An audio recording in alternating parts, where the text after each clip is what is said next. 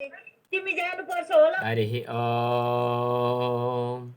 वाङ् मे मनसि प्रतिष्ठिता मनो मे वाचि प्रतिष्ठितम् आविराविर्म एधि वेदस्य म आणिस्थः श्रुतं मे मा प्रहाशीरनेनाधीतेन होरात्रान् सन्दधामृतं वदिष्यामि सत्यं वदिष्यामि तन्मामवतु तद्भक्तारमवतु अवतु माम् अवतु भक्तारम् अवतु भक्तारम्।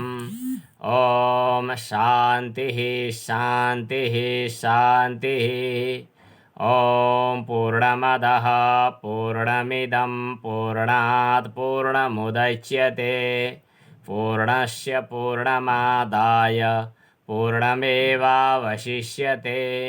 ॐ शान्तिः शान्तिः शान्तिः। ॐ सहना भवतु सहनौ भुनक्तु सह वीर्यं करवावहै तेजस्विनावधीतमस्तु मा विद्विषावहै। ॐ शान्तिः शान्तिः शान्तिः।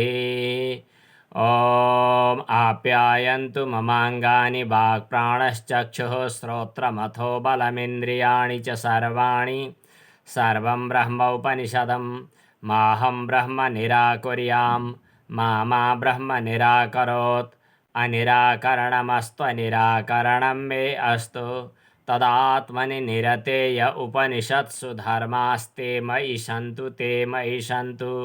ॐ शान्तिः शान्तिः शान्तिः।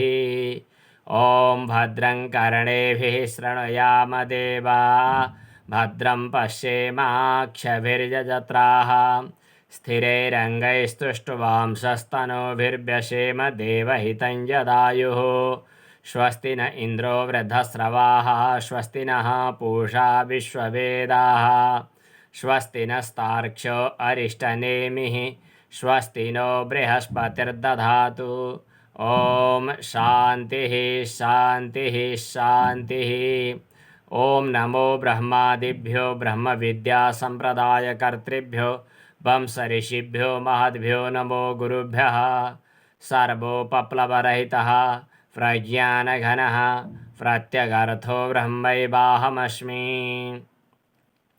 ॐ अशुभानि निराचष्टे तनोति शुभसन्ततिं स्मृतिमात्रेण यत् पुंसां ब्रह्म तन्मङ्गलं परम्। ओङ्कारश्चाथ शब्दश्च द्वावेतौ ब्रह्मणः पुरा कण्ठं भित्त्वा विनिर्यातौ तस्मात् माङ्गलिका बुभौ अज्ञानतिमिरान्धस्य ज्ञानाञ्जनशलाकया चक्षुरुन्मीलितं येन तस्मै श्रीगुरवे नमः। सद्गुरुदेव भगवानलाई प्रणाम। हजुरहरू सबै भित्र रहेको अन्तर्यामी प्रत्यक्ष तत्व प्रत्यक्ष चैतन्य परमात्मालाई प्रणाम। एकजना भर्तृहरि नाम गरेका आचार्यले वैराग्य शतकमा लेख्नु भएको छ, यावत् स्वस्थमिदं कलेवरगृहं यावच्च दूरे जरा यावच्चेन्द्रियशक्तिरप्रतिहता यावत् क्षयो नायुषः आत्मश्रेयसि तावदेव विदुषा कार्यः प्रयत्नो महान् प्रोद्दीप्ते भवने तु कूपखनन प्रत्युद्यमः कीदृशः। अति मिठो शैलीमा भन्नुभएको छ, यावत् स्वस्थमिदं कलेवरगृहं। जबसम्म हाम्रो शरीर स्वस्थ छ, यावत् जबसम्म इदम कलेवरगृहं यो मानव शरीर रूपी भाँडो हामीसँग स्वस्थ छ भनेको मान्दैछ, हाम्रो अधीनमा छ। यावत् च दूरे जरा वृद्धावस्था अझै टाढा छ, अझै केही गर्न सकिन भनेर थरथराइरहनु पर्ने बेला भएको छैन। यावत च इन्द्रिय शक्ति अप्रतिहता, जबसम्म इन्द्रिय शक्ति पनि प्रतिहत भएको छैन अथवा आँखाले देख्दैछन्, कानले सुन्दैछन्, आफ्ना शरीरका अवयवहरूले इन्द्रियहरूले केही चाहेको भनेको मान्दैछन्। यावच्चेन्द्रिय शक्तिरप्रतिहता यावत क्षयो नायुषः, जबसम्म आयुको समाप्ति भएको छैन वा बत्ती निभिसकेको छैन, तेल सकिएको छैन, प्रारब्ध कर्म बाँकी नै छ, आयु बाँकी नै छ, त्यतिखेरै आत्मश्रेयसी, आत्मकल्याणका लागि विदुषा सचेत नागरिकले कार्य प्रयत्नो महान प्रयत्न गरिहाल्नु पर्दछ। जब घरमा आगो लागिसक्छ, जब घर डढिसक्छ, त्यसपछि आगो लाग्यो भने पानी फ्याँक्नका लागि तयारी गर्नु छ भनेर कुवा खनेर के काम? आगलागी हुनुभन्दा पहिले नै कुवा खनिहाल्नु पर्दछ। अति मिठो शैलीमा हामीलाई आजै आफ्नो अन्तःसाधनाका लागि प्रवृत्त भइहाल्नु पर्दछ भन्ने किसिमको प्रेरणा भर्तृहरिले गर्नुभएको छ। प्रोद्दीप्ते भवनेतु कूपखनन प्रत्युद्यमः कीदृशः। दिउँसोका समाचारहरू सुनिसकेपछि कतिपय मानिसहरू महामारीको कारणले यो संसार त्यागेर गइसके भन्ने सुनिसकेपछि अनि यो श्लोक याद आएको थियो। आजको विशेष याद आएको श्लोक मैले अहिले सुरुमा उपस्थापन गरेँ। जबसम्म हामी जीवित छौँ, जबसम्म शरीर अझै स्वस्थ छ, जबसम्म इन्द्रियहरू आफ्नो काम गर्दैछन्, जबसम्म प्रारब्ध समाप्त भएको छैन, प्रारब्ध कर्मको डोरी बाँकी नै छ अनि यो शरीर चल्दैछ, यतिखेरै आत्मकल्याणका लागि प्रयत्न गरिहाल्नु पर्दछ। नजाने कतिखेर कहाँ के हुन्छ भरोसा छैन। बहिस्सरति निःश्वासे विश्वासः कः प्रवर्तते। बाहिर निस्किएको श्वास भित्र कहिले छिर्छ कि छिर्दैन फेरि के भरोसा छ र। त्यसकारण प्रतिक्षणम सविश्वासम रामम भज दिने दिने। हरेक क्षणमा हरेक श्वासमा भगवानको भजन गरिहाल्नु, आत्मकल्याणका लागि प्रयत्नरत भइहाल्नु। प्रतिश्वासम सविश्वासम रामम भज दिने दिने। बहिस्सरति निःश्वासे विश्वासः कः प्रवर्तते। यो विषयमा अभिमुख बनाउनका लागि थोरै विषय प्रवेश बाहिरको विषय हामीले कुरा गर्यौं। विगत प्रसङ्गहरूमा हामीले चर्चा गर्दैछौँ कि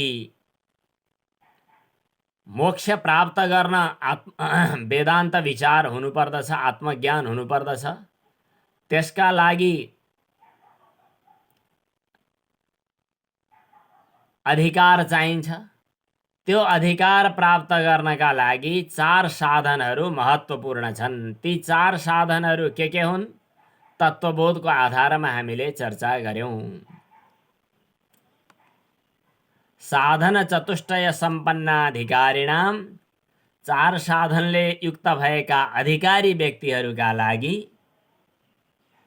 साधन चतुष्टय सम्पन्नाधिकारिणाम, 4 साधनले सम्पन्न भएका अधिकारीहरूका लागि मोक्ष साधनभूत, मोक्षको साधन भएको तत्त्व विवेक प्रकारम, तत्त्व विवेक गर्ने तरिका कक्षामा हामी बताउने छौं। साधन चतुष्टयम किम? 4 साधनहरू के हुन्? प्रश्न। अब उत्तर आयो, नित्यानित्य वस्तु विवेकः, नित्य र अनित्य वस्तुलाई छुट्याउनु। इह मूत्रार्थ फलभोग विराग, यस लोक र परलोक सम्बन्धी फलमा अथवा यो लोकमा पाइने फाइदा र मरेपछि परलोकमा पाइने फाइदा सम्बन्धमा आसक्ति नहुनु, फलभोगमा वैराग्य गर्नु। अनि तेस्रो सम्पत्ति के हो?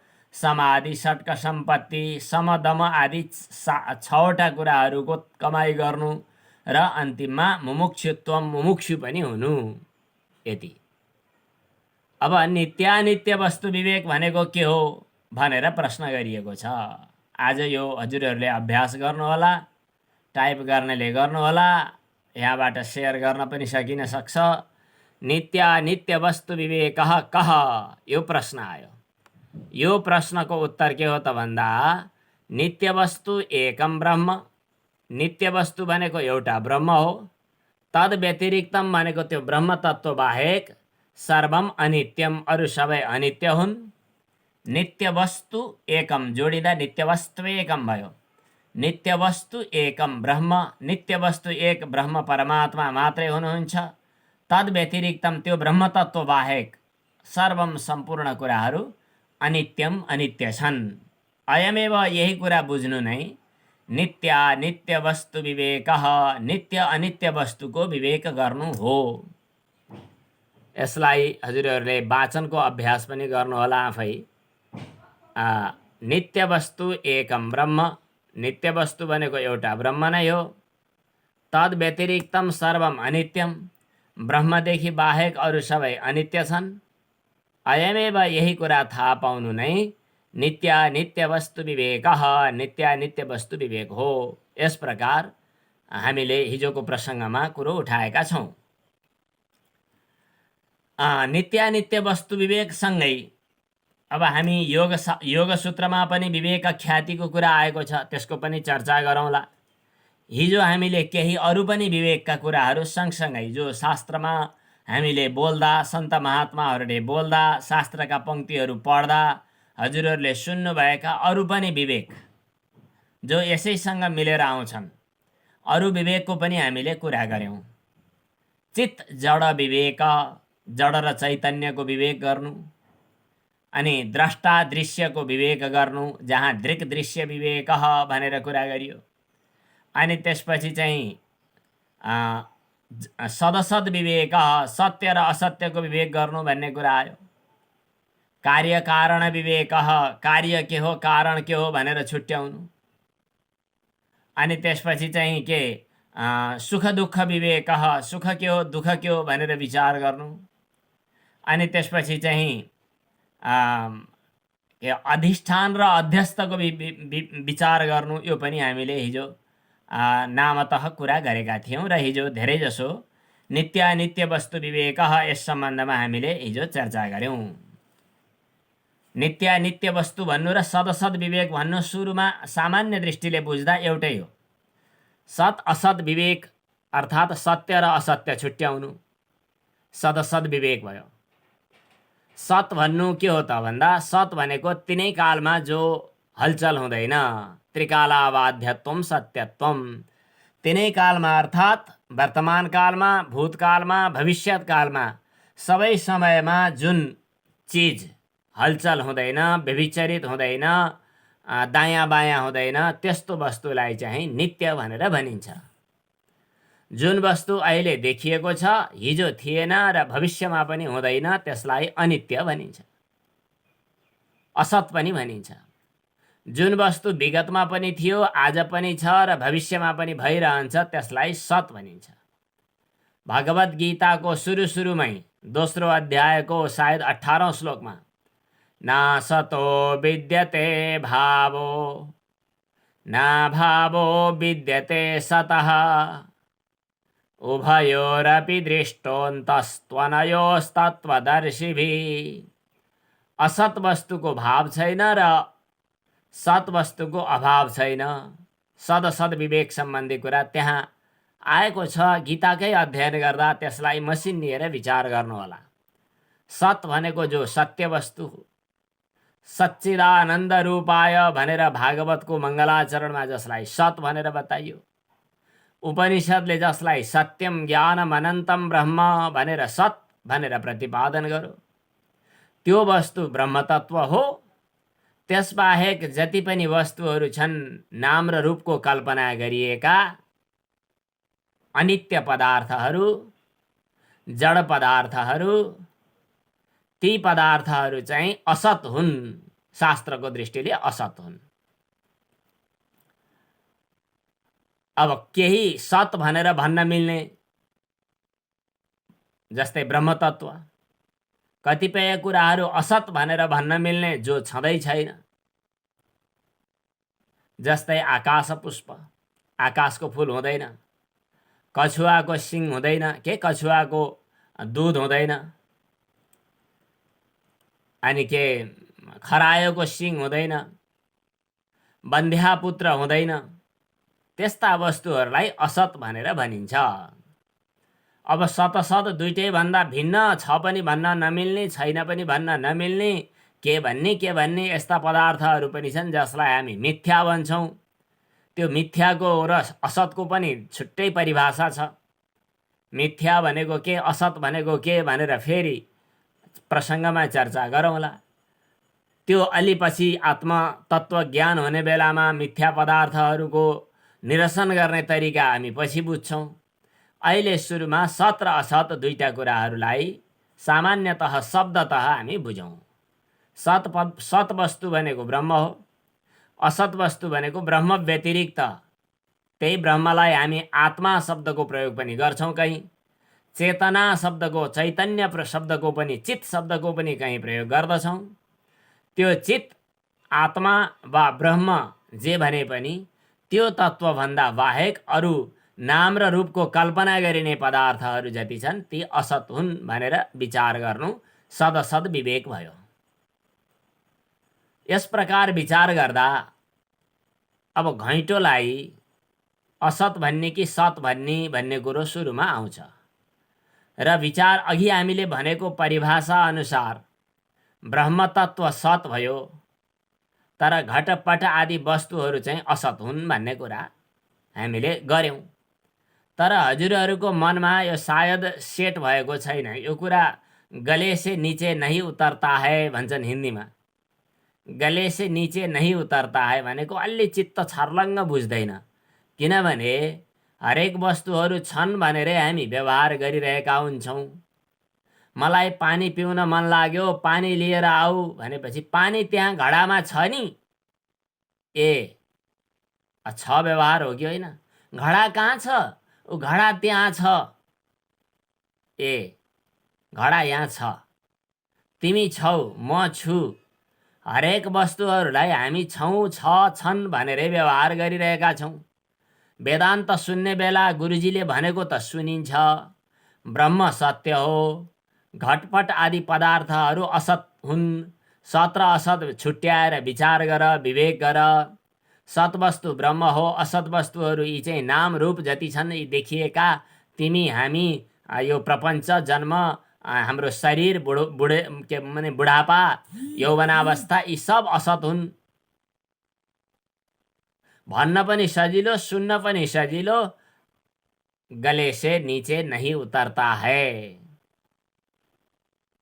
छर्लङ्ग हुँदैन। त्यसका लागि भगवत गीताको त्यही नासतो विद्यते भावो भन्ने दोस्रो अध्यायको श्लोकको व्याख्या गर्ने बेला शङ्कराचार्य भगवानले मसिनो विवेचना गर्नुभएको छ। र उहाँले के भन्नुभएको छ भने, घट भनेर तिमीले जुन संज्ञा दियौ त्यो संज्ञा त गलत हो, तर तिमीले जसलाई घट छ भनेर भन्दैछौ नि, त्यो छपन आत्माको अस्तित्व त्यहाँ पनि आएको छ, त्यसकारणले घट छ भन्ने व्यवहार भएको हो। हेर्नुहोस् न, हरेक वस्तुहरूलाई घट मात्रै भनेर पुग्दैन, छ पनि भन्नुपर्ने हुन्छ। भनेपछि त्यहाँ दुईटा चिज छन्।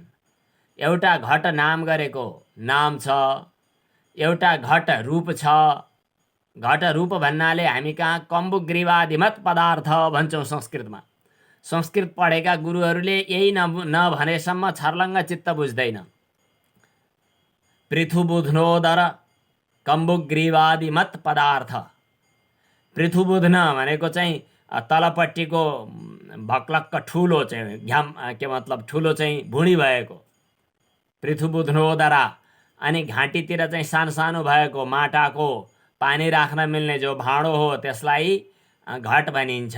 यो घट पदार्थ भयो, घट वस्तु शब्दको अर्थ भयो।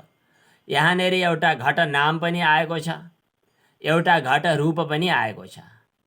घट रूप अनि घट नाम यो सँगसँगै ब्रह्मको परमात्माको अस्तित्व पनि साथमा आएको छ।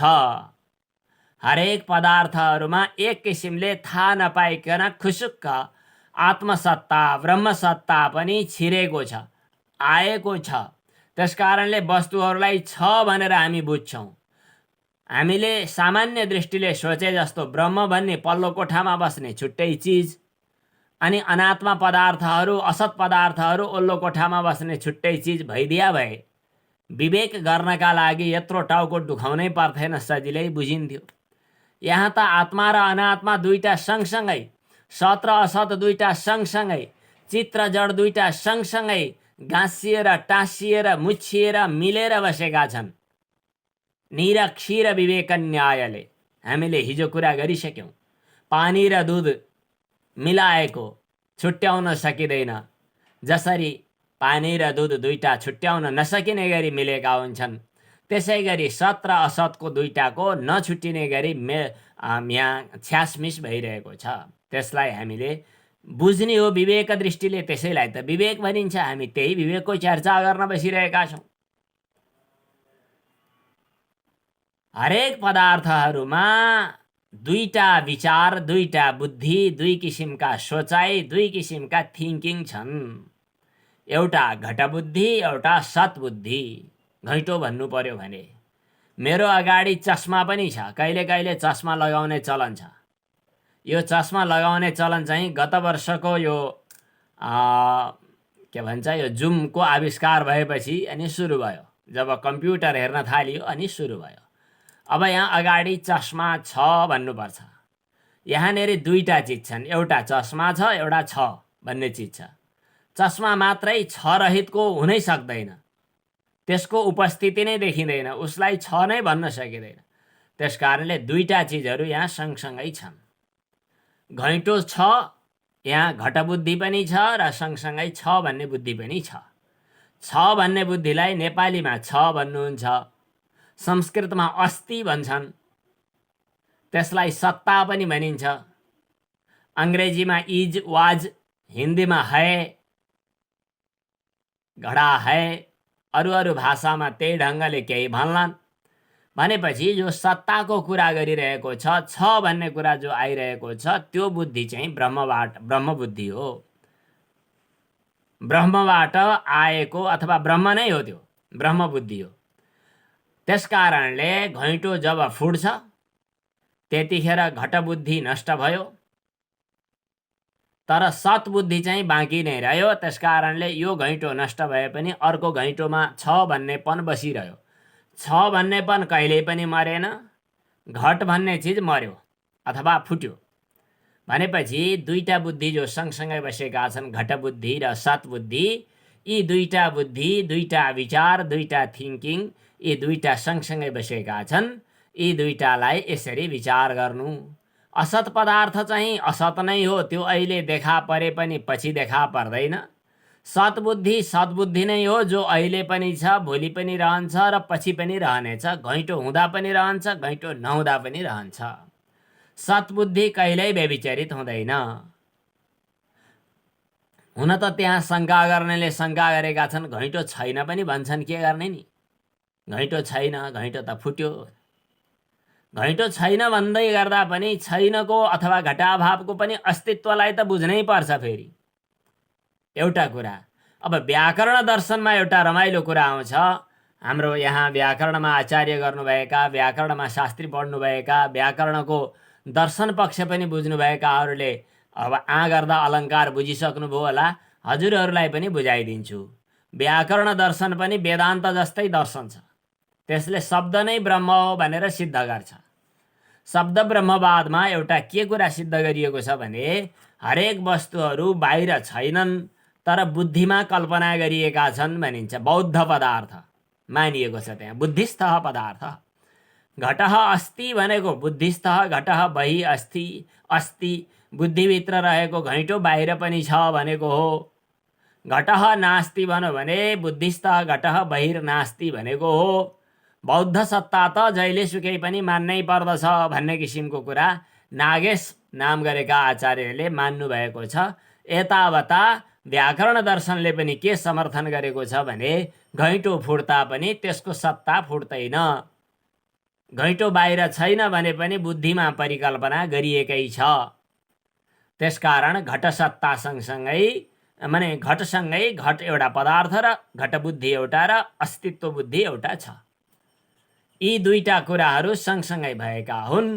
मैले बोल्दै गर्दा जसलाई लिएर भन्दैछु त्यहाँनेरि अलग अलग नाम र रूप चाहिँ मिथ्या हुन्, असत हुन्, तर त्यहाँनेरि प्रतीयमान ब्रह्मसत्ता सत हो। म त्यो ब्रह्मसत्तालाई लिएर पनि व्यवहारमा पनि ब्रह्मसत्ताको उपस्थिति बिना म व्यवहार गर्न सक्दिनँ। यस प्रकार ब्रह्मसत्ताको पनि साथसाथमा अनुभव गरेर लैजानु सदसद विवेक हो। सदसद विवेककै सम्बन्धमा हामी महिनौँ दिन विचार गर्न पनि सक्छौँ। सत् पदार्थ के हो, असत पदार्थ के हो, यस सम्बन्धमा गहिरो विचार गर्नु। तर हामी धेरै समय एउटै शीर्षकमा नअल्मल्यौँ। अब आज हामी द्रष्टा र दृश्यको दृग्दृश्य विचारसँग सम्बन्धी कुरामा पनि जाउँ। जसरी हामीले नित्य अनित्य दुईटा पदार्थ छन् भन्यौँ,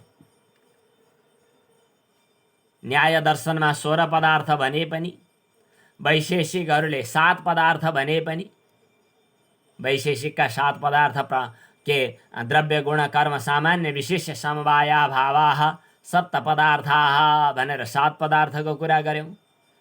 न्याय दर्शनमा प्रमाण प्रमेय संशय प्रयोजन दृष्टान्त सिद्धान्त अवयव तर्क निर्णयवाद जल्प वितण्डा हेत्वाभास छल जाति निग्रह स्थानानां तत्त्वज्ञानात् निःश्रेयसाधिगमः भनेर 16 पदार्थको कुरा गऱ्यौँ।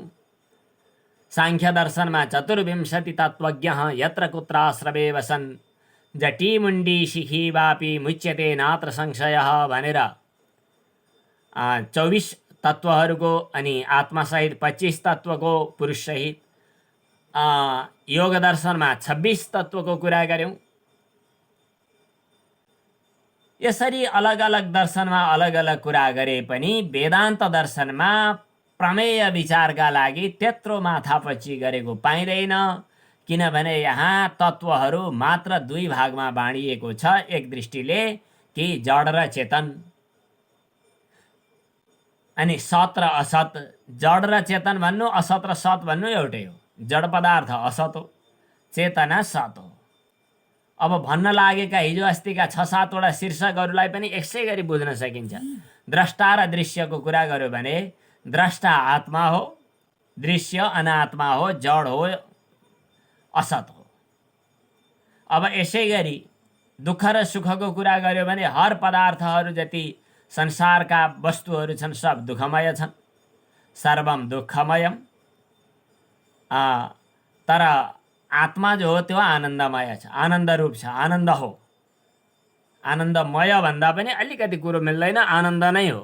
हुन त आनन्दमय भनेको आत्मा हो भनेर आनन्दमयको विवेक गर्ने बेला चर्चा आएको छ। आनन्दमयोभ्यासात् ब्रह्मसूत्रमा सूत्र नै आएको छ। तर पनि शङ्कराचार्यले व्याख्या गर्ने क्रममा भन्नुभयो आनन्दमय भनेको एउटा आनन्द विकार नै हो, त्यो जीवको एउटा अवस्था विशेष हो। परमात्मा भनेको आनन्द नै हो, आनन्दमय पनि होइन भनेर समाधान गर्नुभएको छ शङ्कराचार्यले। ठिक छ, एउटा द्रष्टा एउटा दृश्य। आज हामी द्रष्टा र दृश्यको सम्बन्धमा एकछिन विचार गरौँ। द्रष्टा र दृश्य, संसारमा 2टा पदार्थ छन्, एउटा द्रष्टा एउटा दृश्य। द्रष्टालाई पश्यतीति भन्दाखेरि दर्शकः पनि भन्न मिल्छ र द्रष्टा पनि भन्न मिल्छ। व्याकरणको दृष्टिले णुबुल त्रिचौ भन्ने सूत्रले णुबुल प्रत्यय हुँदा दर्शक भयो, त्रिच प्रत्यय हुँदा द्रष्टा भयो।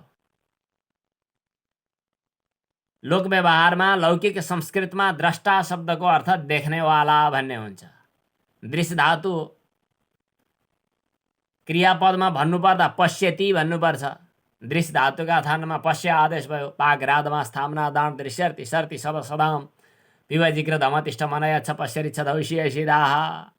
अलिअलि व्याकरण पढेका अनुहार पनि देख्दैछु, त्यसकारणले व्याकरणको सूत्र कोट्याउँदैछु। व्याकरण नपढ्नु भएकाहरूलाई झमेला लाग्ला, तर पनि संस्कृतका शब्द यस्ता हुन्छन् कि आनन्द आउँछ। सुन्दैखेरि कान पवित्र हुने, पाणिनीले त यस्तो भन्नुभएको छ, व्याकरण बनाउने पाणिनीले, शुद्ध शब्द एउटै सुन्नुभयो राम्ररी भने पनि एक शब्द सम्यक ज्ञातः, राम्ररी जानियो भने, सुष्ठुः प्रयुक्त, राम्ररी प्रयोग गर्न सकियो भने स्वर्गे लोके कामधुक भवति, त्यसले स्वर्गीय लोकमा पुर्याउँछ र कामधुक भनेको इच्छाअनुसारको फल दिनेवाला हुन्छ। अनि त्यो स्वर्गलोक प्राप्ति त हाम्रो प्रयोजन होइन भन्नु होला। त्यहाँनेरि अर्का ठाउँमा के उल्लेख गरेको छ भने चित्त शुद्धि हुन्छ र त्यसले परब्रह्म प्राप्तिमा सहयोग गर्दछ, शुद्ध शब्दको उच्चारण गर्दा चित्त शुद्ध हुन्छ भनेर उल्लेख गरेको छ। त्यसकारण हामी व्याकरणका पनि शब्दहरू यदाकदा उच्चारण गर्दैछौँ। लौकिक संस्कृतमा पश्यति इति यस अर्थमा एउटा दर्शक हुन्छ, एउटा द्रष्टा हुन्छ। त्रिच प्रत्यय भयो भनेदेखि णबुल त्रिचौ द्रष्टा हुन्छ, दृश्यदेखि दृष्टि हुन्छ, अनि त्यसपछि कर्ता भने जस्तै द्रष्टा भयो। द्रष्टा भनेको देख्नेवाला। तर यसो प्रयोगका आधारमा शब्दलाई विचार गर्ने हो भने द्रष्टा र दर्शक चाहिँ अलिकति फरक अर्थमा प्रयोग हुन्छन्। दर्शक भनेको फिल्म हेर्ने मान्छे, हजुरहरूले बाहिर दुनियाँ हेर्दै हुनुहुन्छ दर्शक। टेलिभिजनका प्रस्तोताहरूले आदरणीय दर्शकवृन्दहरू यहाँहरूलाई म हार्दिक नमस्कार गर्दछु भन्दै कार्यक्रम सुरु गर्दछ। त्यहाँ द्रष्टाहरू भन्दैन, उसले दर्शकहरू भन्छ, आदरणीय दर्शक महानुभावहरू भनेर भन्छ। भनेपछि दर्शक भनेको चाहिँ बाह्य पदार्थहरूलाई हेर्नेलाई दर्शक भन्ने चलन छ। द्रष्टा भनेको चाहिँ फेरि आफू, यो द्रष्टा दृश्य मात्र शुद्धोपि प्रत्ययानुपश्यः, योग सूत्र पतञ्जलिले लेख्नु भएको छ। यस्ता ठाउँमा चाहिँ द्रष्टा शब्दको बढी प्रयोग हुन्छ। सामान्यतया व्याकरणको दृष्टिले चाहिँ द्रष्टा भनेको पनि दृश्य के अरे दर्शक भनेको पनि देख्नेवाला भन्ने हो। द्रष्टा भनेको देख्नेवाला, कसले देख्छ त्यो द्रष्टा भयो। शरीर इन्द्रिय सहितको म, एउटा यो शरीर सहितको म जो हो नि, म द्रष्टा भएँ। मैले हजुरहरूलाई देखिरहेको छु। कसले अगाडि आफ्नो के भन्छ यो भिडियो अन गरेर हेर्दै हुनुहुन्छ, कतिले भिडियो अफ गरेर चिया खाँदै हुनुहुन्छ, यो सब मैले पनि यहाँबाट हेरिरहेको छु भनेपछि म दर्शक भएँ। हेर्नेवालालाई दर्शक भनिन्छ। जसले अगाडिबाट यहाँहरूले मलाई हेरिरहनु भएको छ, हजुरहरू दर्शक हुनुभयो। जतिखेर इन्द्रिय, मन, बुद्धि, शरीर यिनीहरू सक्रिय बनाएर यिनीहरूका माध्यमले यिनीहरूकै आधारमा हजुरहरूले देखिरहनु भएको छ, यसलाई दर्शक अथवा द्रष्टा पनि भनिन्छ।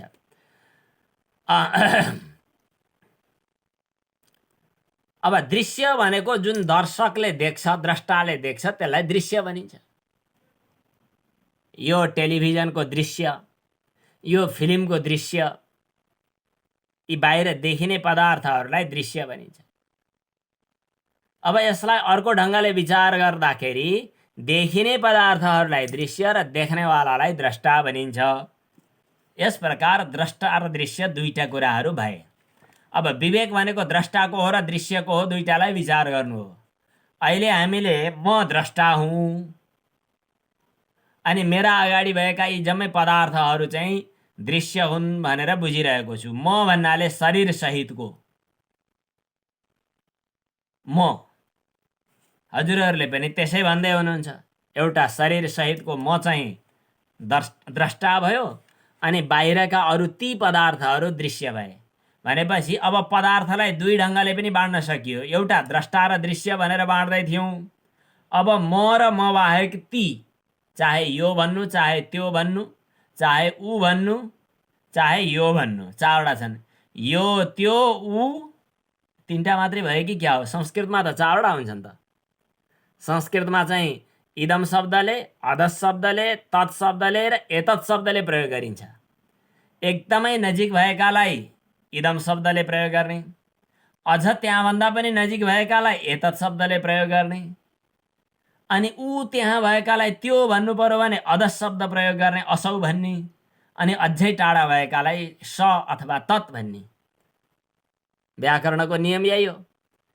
व्याकरण पढ्नु भएकाले जान्नुभएकै छ, नपढ्नु भएकालाई अहिले भनेर साध्य त छैन, तर श्लोक सम्झाइदिन्छु। इदमस्तु सन्निकृष्टे समीपतरवर्ती एतदो रूपम् अधसस्तु विप्रकृष्टे तद इति परोक्षे बिजानीयात्। इदमस्तु सन्निकृष्टे, नजिकमा भएको शब्द जसले लेख्न अलि चाहनु त भएको छ, अहिले भ्याउनु भएको छैन, अलिकति टुप्पो लेख्नु होला, पछि हामी फेरि छुट्टै जिज्ञासा भएमा कुनै प्रक्रियाले संवाद गरौँला। इदमस्तु सन्निकृष्टे, इदम शब्दको नजिकमा प्रयोग हुन्छ यो भन्नु पर्यो भने, सन्निकृष्ट भनेको नजिकमा भएको वस्तु। समीप तरवर्ती एतदो रूपम, अझ नजिकमा बस्नेलाई एतद शब्दको प्रयोग हुन्छ। अधसस्तु विप्रकृष्टे, टाढा भएको वस्तुलाई अधस असौ भनेर प्रयोग हुन्छ। तद इति परोक्षे बिजानीयात्, झन् धेरै टाढा भन्यो भने तत् शब्दको प्रयोग हुन्छ। ऊ त्यो डाँडा देखियो नि धौलागिरी, ऊ त्यो देखियो नि सगरमाथा, ऊ त्यो देखियो नि त्यो चाहिँ माछापुच्छ्रे, त्यो देखियो नि हो त्यो नारायणी भन्यो भने अधस शब्दको प्रयोग गर्न मिल्यो। अमेरिकामा बस्दै गरेको, स्वर्गमा बस्दै गरेको इन्द्रको आसन छ नि, हो त्यो इन्द्रको आसन, अथवा स्वर्ग नरकमा भइरहेका धर्मराज यमराज, हो यमराज छन् नि, हो ती यमराजको नजिकमा चित्रगुप्त भनेर त्यो शब्दको प्रयोग गर्नु पर्यो भने परोक्ष, आँखाले देखिँदैन, टाढा। यस प्रकार चारवटाको प्रयोग हुन्छ। नेपालीमा चाहिँ यो त्यो र ऊ, यस्तै केही अरू प्रयोग हुन सक्छन्। ती बाह्य कुराहरू भए सबै, अनि अर्को चाहिँ म भनेर अहिले शरीरलाई पनि लिन सक्नुहुन्छ, इन्द्रियलाई लिन सक्नुहुन्छ, जे बुझ्या छ त्यही लिनु। पहिला म र म बाहेकको त्यो दुई किसिमका चाहिँ विषयहरूलाई विवेक गर्न सकिन्छ, छुट्याउन सकिन्छ। शङ्कराचार्यले वेदान्त सूत्रको अथवा ब्रह्मसूत्रको सुरुमा शब्द नै यही उठाउनु भएको छ, युष्मद् अस्मद् प्रत्यय गोचरयो हो। एउटा युष्मत्, तिमी, त्यो, यो, ऊ, जे भने पनि युष्मत् शब्द गोचर, युष्मत् शब्दद्वारा प्रयोग गरिने बुझाइने चिजहरू, त्यो यो भनेर भनिने चिजहरू। एउटा अस्मत् अर्थात् म, अहम भनेर बुझिने, अहम वयम जे भने पनि म, हामी भनेर बुझिने, म भनेर बुझिने अस्मत् शब्द। युष्मत् र अस्मत् दुईटा शब्दले बुझाइने दुईटा चिजहरू, एउटा म बाहेकका सम्पूर्ण चिजहरू, यी दुईटा चिज भए। म भन्ने चिज जो त्यो द्रष्टा भयो, म बाहेकका जति पनि वस्तुहरू छन् तिनीहरूलाई मैले हेर्छु, त्यसकारण यी सबै दृश्य भए। द्रष्टा र दृश्य दुईटा रूप भए। अब हामीले यति भनिसकेपछि वेदान्त त धेरै अलि सत्सङ्ग केही न केही गर्नुभएकै छ। दृश्य भन्यो नि, दृश्य भनिसकेपछि घुमिफिरिकन केही न केही हाम्रो चक्षुरिन्द्रियसँग सम्बन्ध राख्ने कुरो आयो। चक्षुरिन्द्रियसँग सम्बन्ध रहने कुरा आयो भनेपछि अब कानले सुनिने चिजहरू चाहिँ श्रव्य हुन्छ, नाकले घ्राण गरिने चिजहरूलाई घ्रेय अथवा घ्रातव्य चिज हुन्छ, रसनाले ग्रहण गरिने चिजहरू रस्य हुन्छ, अनि यो छालाले स्पर्श गरिने चिजहरू स्पृश्य हुन्छ, स्पृश्य दृश्य। अब आँखाले देखिने चिजहरू दृश्य हुन्छ भनेपछि जति पनि आँखाले देखिने पदार्थहरू छन् तिनीहरू दृश्य भए।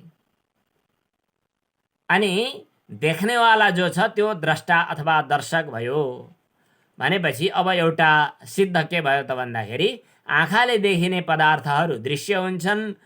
दृश्य पदार्थहरू पक्कै पनि रूपवान हुनुपर्दछ, किनभने चक्षुरिन्द्रियको विषय रूप हो। रूप नभइकन दृश्य हुन सक्दैन। हुन त आँखा चिम्लेर पनि छामछुम गरेर यो पुस्तक हो भनेर छाम्न सकियो, तर छामेर थाहा पाइयो भने त्यो के भयो त भन्दाखेरि दृश्य भएन, स्पृश्य भयो। तर आँखाले देखेर थाहा पाइयो भने त्यतिखेर दृश्य भयो। के नयनस्य गोचरो रूपाणि तद्वन्ति पृथक्त्वसङ्ख्ये उद्भूतरूपं नयनस्य गोचरो द्रव्याणि तद्वन्ति पृथक्त्वसङ्ख्ये। उसमा कारिकावली भन्ने पुस्तकमा, न्याय दर्शनको पुस्तकमा एउटा यो प्रसङ्ग आउँछ कि जति पनि आँखा इन्द्रियले देखिने पदार्थ हुन् तिनीहरूमध्ये वस्तु र वस्तुमा रहेको रूप गुण, तिनमा रूपलाई त आँखाले देख्न सक्दैन। रूप भन्नाले रातो, नीलो, कालो, हरियो यो रूप त देख्न सक्दैन, तर रूपवान पदार्थहरूलाई छालाले पनि ग्रहण गर्न सक्छ।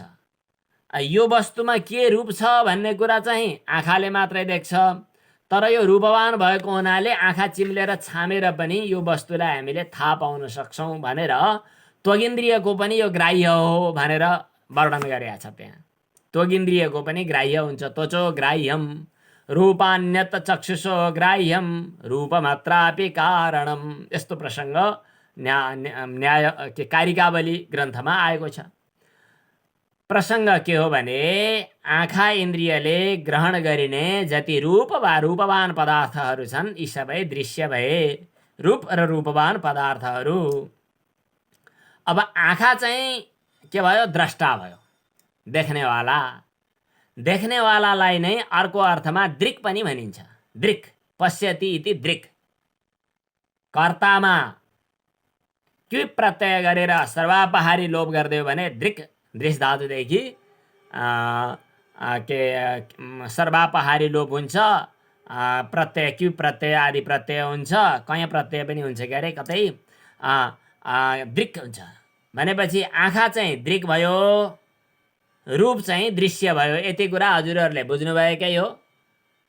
अब अहिले चाहिँ दृश्य भनेको रूपवान पदार्थलाई पनि दृश्य भनौँ, रूप पनि दृश्य भनौँ। रूप रूपवान पदार्थ सबै दृश्य भए। रूप भन्नाले रातो नीलो कालो हरियो भनिने चिजहरू पनि, र रूपवान जति पनि पदार्थहरू छन् ती सबै दृश्य भए।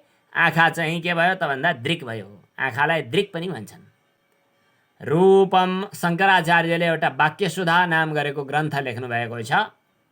यो वाक्यसुधा नाम गरेको ग्रन्थमा, सायद वाक्यसुधा नै हो कि जस्तो लाग्छ त्यो ग्रन्थको, मलाई नाम जहाँ तक विस्मृति नभएको भए, त्यहाँ उल्लेख भएको एउटा श्लोक हजुरहरूलाई आज म पढाउने प्रयास गर्दछु। लेख्नु होला, जति भ्याउनुहुन्छ जति सक्नुहुन्छ त्यति लेख्नु होला। दृक् दृश्य विवेकका लागि यो ज्यादै महत्त्वपूर्ण सूत्र छ। रूपम दृश्यम लोचनम दृक्। लेख्ने अभ्यास नभएकाहरूले लेख्नु परेन, जसले लेख्न सक्नुहुन्छ उहाँले लेख्नु होला। रूपम दृश्यम लोचनम दृक्।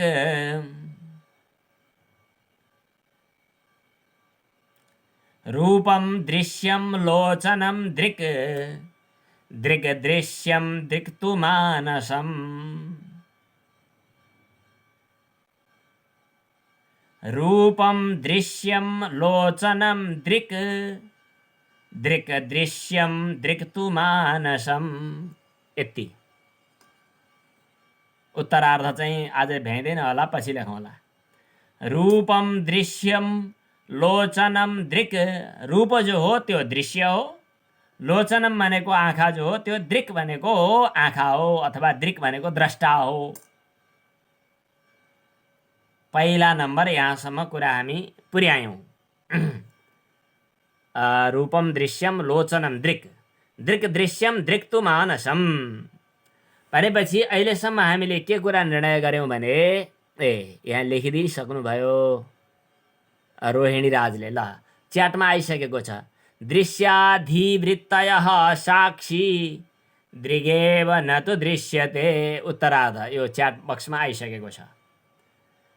रूपम दृश्यम,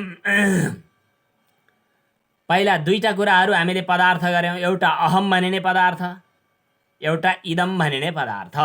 इदम भन्नु, असौ भन्नु, स भन्नु, तत् भन्नु, जे भने पनि इदम भनिने पदार्थलाई यो भनेर बुझिन्छ, यो अथवा त्यो, जे भने पनि। अहम भनिने पदार्थ म भनेर भनिने भयो। यी दुईटा चिजहरू छन्। यी दुईटा चिज अथवा यी दुईटा प्रतीति, यी दुई किसिमका जानकारी, यी दुई किसिमका बोधहरू दुईटा भए। एउटा म, एउटा यो। यस प्रकार दुईटा वस्तुहरूलाई विवेक गर्ने भनेको छ, के छुट्याउने भनेको छ। यसलाई टुक्र्याएर अलग अलग विचार गरेर हेर्ने। दृश्य पदार्थहरू के हुन् अनि द्रष्टा को हो भनेर हेर्ने। जति पनि रूपवान पदार्थहरू छन् संसारमा यी सबै चाहिँ के भए त भन्दाखेरि दृश्य भए। रूपम दृश्यम, लोचनम भनेको आँखा चाहिँ जो हो त्यो चाहिँ दृक् भनेको देख्नेवाला द्रष्टा भयो, ऊ दृश्य भए। यहाँसम्म हामी पुग्यौँ। अब यो सँगसँगै हजुरहरूले यो के भन्छ त्यसलाई भन्दाखेरि उपलक्षण विधया, उस्तै तरिकाले बुझ्ने, के नभने पनि बुझ्ने। उपलक्षण विधया के बुझ्नु पर्यो भनेदेखि शब्द श्रव्य भयो, कान श्रोता भयो। अब यो श्रव्य पदार्थहरूलाई पनि दृश्यकै रूपमा राखिदिनुहोस्। हामी जम्मा दुई भागमा बाँड्दैछौँ, दृश्य र द्रष्टा। त्यसकारणले श्रव्य पदार्थ अर्थात् सुनिने चिजलाई पनि अहिले दृश्य कोटीको अथवा दृश्यको पार्टीमा लगेर हालिदिने। अहिले राजनीतिक पार्टीका कुरा आउँछ नि, कसलाई कुन पार्टीमा मिल्छ कुरो त्यतै हालिदिने। दृश्यलाई श्रव्यलाई पनि दृश्यभित्रै हालिदिनु, स्पृश्यलाई पनि दृश्यभित्रै हालिदिनु। स्पृश्य होस्, रस्य होस्, घ्रातव्य होस्। घ्रातव्य भनेको नाकले गन्ध ग्रहण गरिने चिज, गन्ध र गन्ध ग्रहण गरिने चिज। अनि शब्द र शब्दवान चिज, रस र रसवान चिज, रूप र रूपवान चिज। अर्थात् शब्द, स्पर्श, रूप, रस, गन्ध यी तन्मात्राहरू, अनि फेरि पृथ्वी, जल, तेज, वायु, आकाश यी पञ्चमहाभूतबाट बनेका पञ्चमहाभूतात्मक विकारहरू, यी सम्पूर्ण पदार्थहरूलाई हामी दृश्य कोटीमा राख्छौँ। किनभने एक किसिमले तिनीहरूको जानकारी लिनु नै यहाँ दर्शन हो। जानकारी लिने जान्नेवाला चाहिँ द्रष्टा भयो अथवा दृक् भयो। जानकारी लिने चिजहरू चाहिँ सबै दृश्य भए। पश्यन्, श्रवण, स्पृशन, जिघ्रन्, अस्नन्, गच्छन्, स्वपन्, श्वसन्। गीतामा 5औं अध्यायमा मज्जाको श्लोक आएको छ। प्रलपन, विसृजन, गृह्णन्, उन्मिषन्, निमिषन् अपि।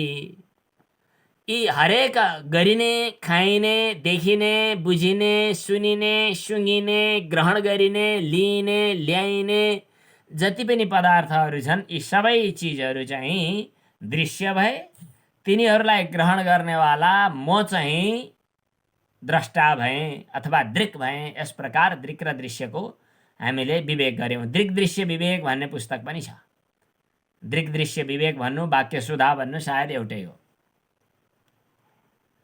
त्यसपछि अब विचार गर्दै हेर्दा हामीले जुन इन्द्रियद्वारा, पहिला त म भनेर इन्द्रिय शरीर सहितको वस्तुलाई हामी द्रष्टा ठानिरहेका थियौँ, तर जुन इन्द्रियद्वारा यी वस्तुहरूलाई ग्रहण गरियो त्यो इन्द्रिय चाहिँ द्रष्टा भयो। इन्द्रियदेखि अतिरिक्त अरू पदार्थहरू चाहिँ दृश्य भए। रूपम दृश्यम लोचनम दृक्, दृक् दृश्यम। अब दोस्रो चरणमा गएर हेर्दा दृक् भनेको जो आँखा थियो नि, त्यो आँखालाई पनि मैले थाहा पाउँछु, त्यसकारणले त्यो पनि दृक् भयो, त्यो दृश्य भयो, दृक् दृश्यम। अनि द्रष्टाको भयो त भन्दा दृक् तु मानसम, मन चाहिँ द्रष्टा भयो। अब हामी दोस्रो चरणमा अगाडि बढ्यौँ। अब यसलाई एकदम सुरुको अवस्थामा विद्यार्थीहरूलाई बुझाउनका लागि हामी के भन्छौँ? प्राय सामान्य श्रोताहरू, पहिलो चरणमा सुन्ने श्रोताहरूलाई बुझाउँदा के भन्छौँ भने, हामीले अगाडि एउटा पुस्तक हेर्दैछौँ। यो पुस्तक हेर्नका लागि हामीसँग के चिज चाहियो? पुस्तक चाहियो, उज्यालो चाहियो, आँखा चाहियो। यति भएर पुग्छ? पुग्दैन। हेर्यो, हेर्न त हेरेँ, अलि मन लागेर हेरेको थिएँ, अलि मन लगाएर हेर भनेपछि मन नलगाइकन नहेर्ने भएको हुनाले पुस्तक चाहियो, बत्ती उज्यालो चाहियो, आँखा चाहियो, अनि मन चाहियो। अब मनपछि एक्लै मन पनि जड छ, त्यसले के थाहा पाउँछ र? मनलाई पनि चेतना दिन, पुस गर्नका लागि चाहिँ आत्मा चेतना चाहियो। कतिवटा चिज चाहिँदो रहेछन् त पुस्तक पढ्नका लागि भन्दा पुस्तक चाहिन्छ, बत्ती चाहिन्छ, आँखा चाहिन्छ, मन चाहिन्छ, अनि आत्मा चाहिन्छ। कति? 5वटा चिज चाहिए। अब त्यसो भए पुस्तक पढ्नका लागि 5वटा चिज चाहियो। एउटा पुस्तक दृश्य भयो, बत्ती दर्शक प्रकाशक भयो, यो द्रष्टा भयो। द्रष्टा, दर्शक र दृश्य नभई त वस्तु साक्षात्कार हुँदैन। त्यसकारणले पुस्तक पढ्नका लागि पुस्तक, उज्यालो, आँखा, मन र आत्मा 5वटा कुरा चाहिए। पुस्तक हेर्नका लागि यति कुरा चाहियो। अब बत्ती हेर्नका लागि के चाहियो नि? अब अघि दृश्य स्थानीय पुस्तक थियो, दर्शक स्थानीय बत्ती थियो भने अब अहिले बत्तीलाई देख्नका लागि बत्ती त चाहियो। अनि बत्तीलाई प्रकाशित गर्नका लागि अर्को केही चाहियो कि चाहिएन? अर्को के चाहिनु? र बत्ती स्वयं प्रकाश छ। स्वयं प्रकाश भएको हुनाले अर्को प्रकाशकको आवश्यकता परेन।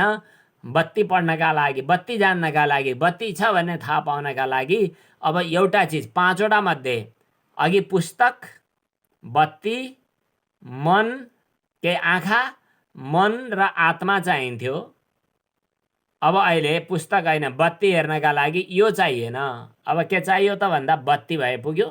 तर बत्ती मात्रै भएर हुँदैन, आँखा चाहिन्छ। आँखा मात्रै भएर हुँदैन, मन चाहिन्छ। मन मात्रै भएर हुँदैन, आत्मा चाहिन्छ। अब हामी बत्ती नै हेर्नका लागि चाहिँ त आँखा भए पुग्यो नि, ठिक छ। अब बत्ती होइन, अब आँखालाई पनि हेर्ने, आँखा पनि थाहा पाउने। आँखा थाहा पाउन, चक्षुरेन्द्रिय थाहा पाउनका लागि अब पुस्तक त चाहिएन, पुस्तक स्थानीय अरू दृश्य चाहिएनन्।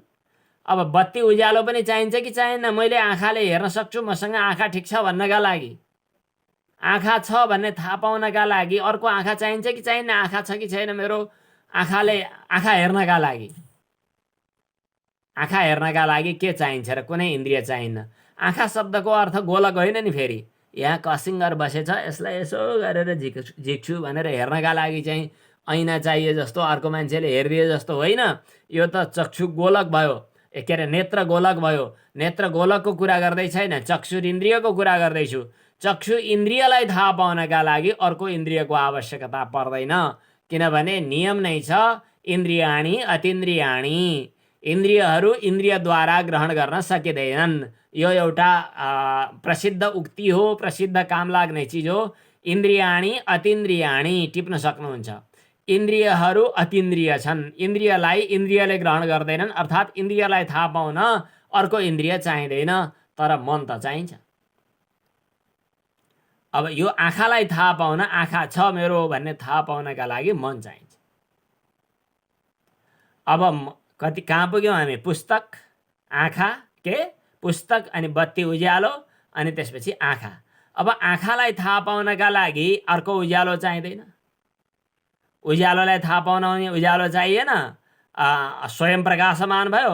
अब आँखा थाहा पाउनका लागि पनि आँखा भए पुग्यो। न पुस्तक स्थानीय कुनै वस्तु चाहियो, न प्रकाश स्थानीय कुनै वस्तु चाहियो।